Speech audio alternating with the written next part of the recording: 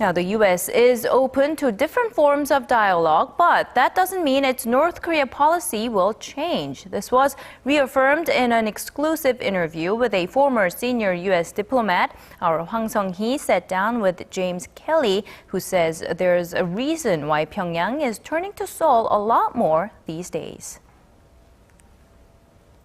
It's interesting that with all the divisions in the American Congress, for example, they are unanimous on not wanting to give any money to North Korea.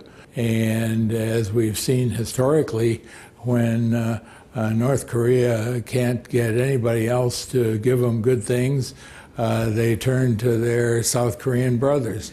And this is good news, because any resolution of this issue is going to be done by Koreans on the Korean Peninsula, and not by Americans and not by Chinese. Now that China is sort of taking a bigger role in the international sanctions against the North, and it's also becoming pretty close with South Korea, do you think that Pyongyang would want to come back to the six-party talks, knowing that it might be outnumbered? North Korea has never wanted the six-party talks. Certainly at the early stages,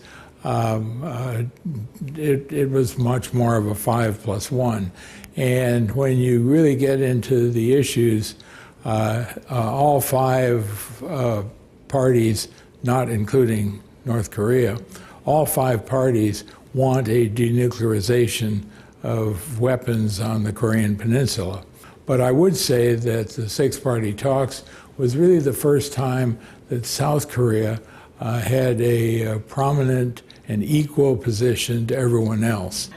Based on your experience as a chief U.S. envoy to North Korea, you've led numerous nuclear talks. Do you think it's ever possible for North Korea to fully give up its nuclear program, or have we come too far to hope for that? It's possible, but it's not very likely. The nuclear program has benefits that have nothing to do with nuclear weapons or military deterrence or anything else.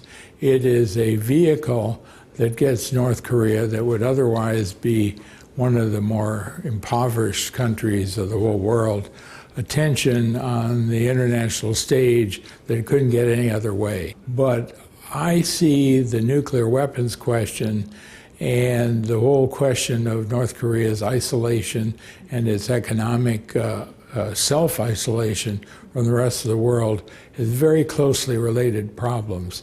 And so when you take care of one set of these problems, the others are going to become easier.